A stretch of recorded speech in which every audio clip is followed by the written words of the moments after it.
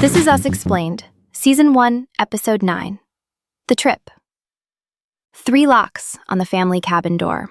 Rebecca always insisted on them. Kevin blamed it on childhood bear paranoia. By the episode's end, those locks mean something else entirely.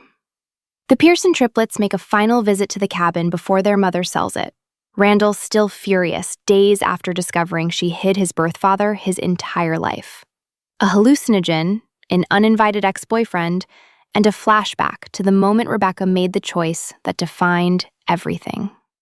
Kevin finds out Rebecca is selling the family cabin and pulls all 3 triplets together for a final visit. He invites Olivia. They have something real going after a kiss he calls the best of his life. But Randall arrives still burning, writing a numbered list of every reason he's furious at his mother. 22 items deep when they walk through the door. And Olivia brings Asher, her ex-boyfriend, and playwright Sloane, without telling Kevin. A fragile family reckoning becomes a crowd situation nobody planned for. Right, and Randall accidentally drinks Asher's mushroom smoothie without knowing what's in it. The flashback is running alongside all of this. Young Randall, around 9, asking strangers to roll their tongues. He learned it's a genetic trait and thinks he can trace it to his birth parents. He's also been inventing imagined fathers for his friends.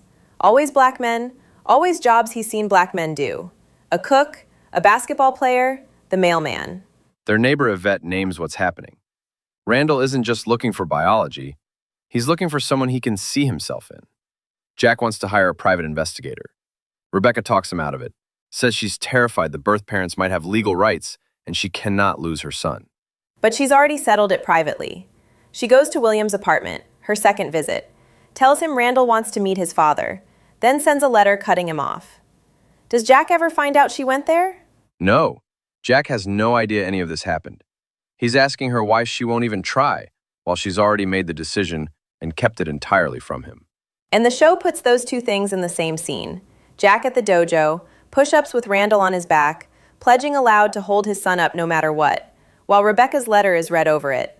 Same protective instinct, completely different terms. The mushrooms hit back in the present. Randall hallucinates Jack, at the gutter first, then in conversation, and tells him Rebecca has known his biological father since infancy.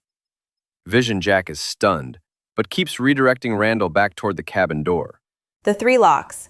Rebecca always insisted on latching all 3. Throughout the vision, Randall hears 3 distinct clicks, and Vision Jack names them. She locked those locks every night, always kept the people inside safe. A different lens on the same act, not absolution. Does that actually shift him, even while he's hallucinating? Not right away. The vision gets the grief out of his head and into his body. The counting, the list-making, the controlled processing, none of it holds when he's hallucinating. Something has shifted by the time he comes down. Kate and Olivia collide in the meantime.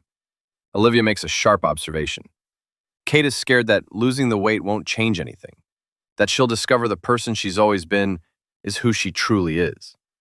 Kate calls Toby, hears they're still broken up, and hangs up. Kevin confronts Olivia.